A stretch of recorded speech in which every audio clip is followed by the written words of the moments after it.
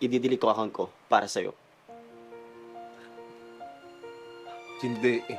Sobrang performative naman kung gagawin mo yan para sa akin. Eh, anong dapat kong gawin? Para naman may date mo ko ng tama. Na i-date ka.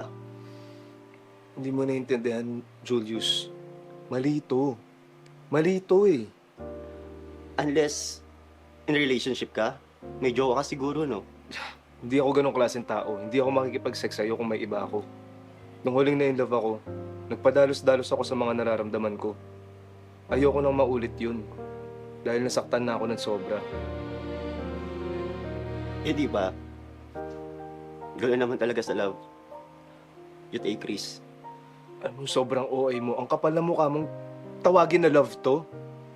Eh, sa love naman pupunta eh. After ng date, di ba? At sa love din ang gagaling lahat ng sakit, lahat ng trauma, lahat ng paghihirap at lahat ng katangahan ng mga tao sa mundo.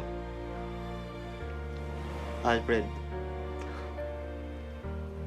isang gabi lang, i-date mo ko ng tama, no sex. Na makita mo kung sino talaga ako. After nun, mag-decide ka. Mag-decide ka kung tutuloy ba natin o hindi. Please,